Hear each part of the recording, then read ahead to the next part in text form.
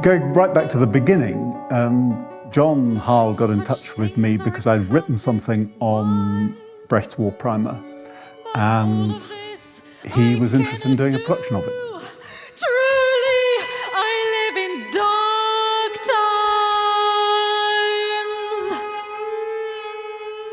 times. This collaboration, it's a knowledge exchange with the Guildhall School of Music and Drama in London, where I'm a professor of music and interdisciplinary practice.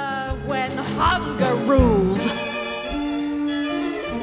So the War Primer is a really exceptional piece. Brecht was fascinated by photography and he collected press photographs. He thought they encapsulated, which indeed they do, he thought they encapsulated particular moments which could then be analysed and interpreted in more detail. And during the war, the Second World War, he collected press photographs of the war and wrote little poems in commentary on them. And his great friend, Hans Eisler, picked up some of these and set them to music. Hier in den Tanks und Bomben große Kriege, die den alten Spitz in Lappland friert, aus 100 Schlachten kommen aus die Siege. Wir sind's, die ihr besiegt habt. Triumphiert, triumphiert.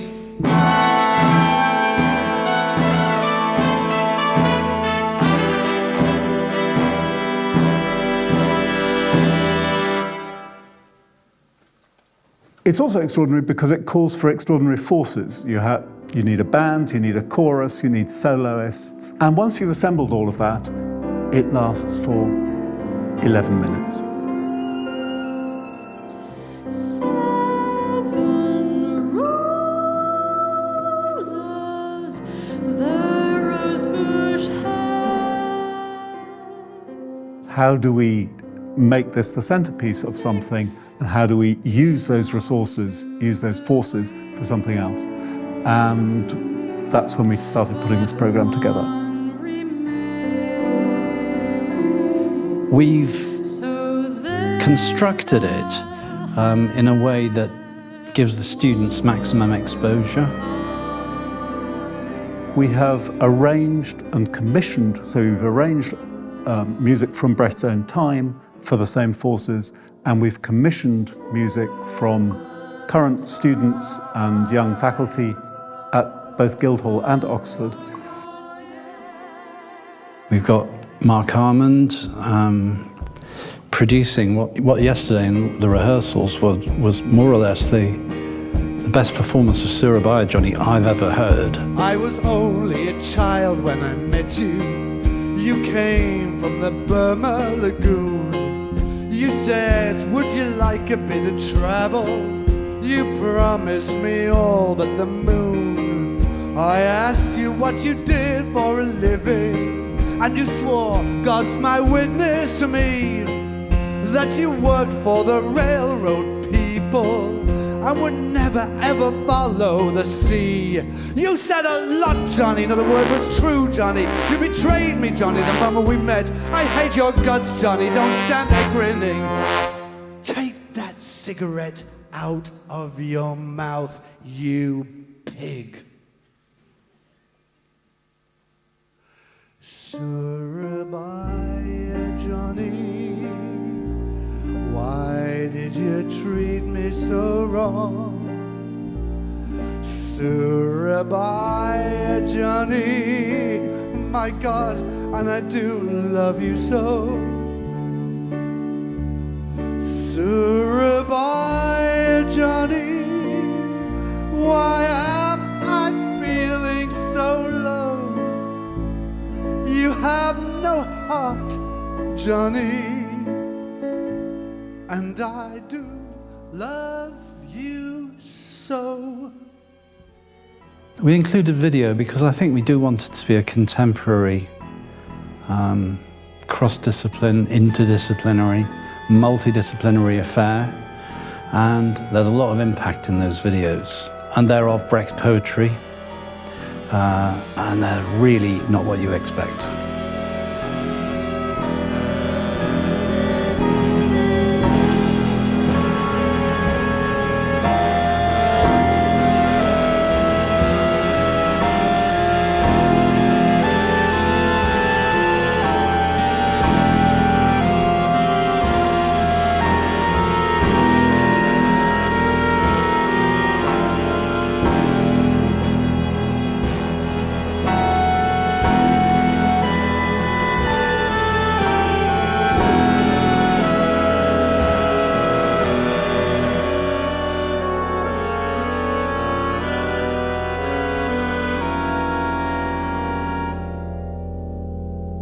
Yes, we definitively didn't want this just to be an exercise in historical reconstruction. Styles of music have moved on, all sorts of things have moved on. If we ask people to compose nowadays, we're not expecting them to compose in the style of Kurt Weill or Hans Eisler, but maybe in the spirit, which is something very different. When, years ago, studying the workings of the Chicago wheat market, I suddenly understood how they managed the world's cereal there, and at the same time did not understand it and laid the book down. I knew immediately, you've got yourself into an evil business. I felt no embitterment, and it wasn't the injustice that shocked me, but the thought, what they're doing there is intolerable, filled me entirely. These people, I realized, lived by the damage they did to others and not by doing good. This was a situation that could only be upheld by crime, since for most it was too pernicious. So, artistically things have moved on, technologically things have moved on. Politically, how have things moved on?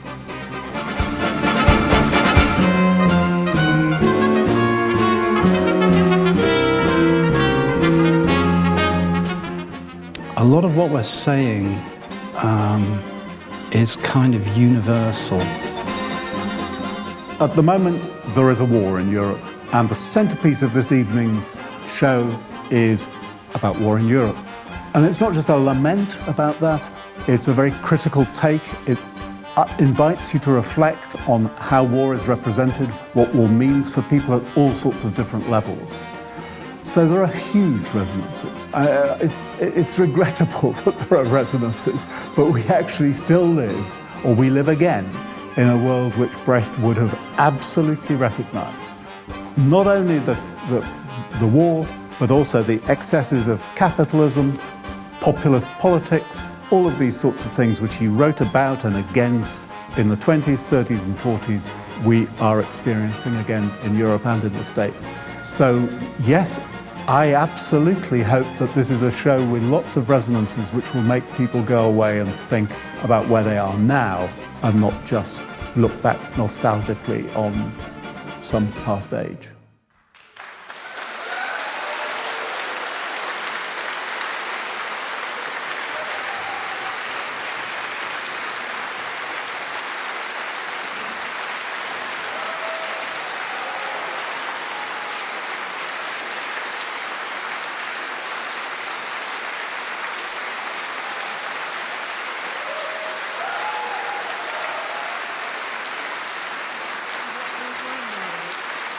Is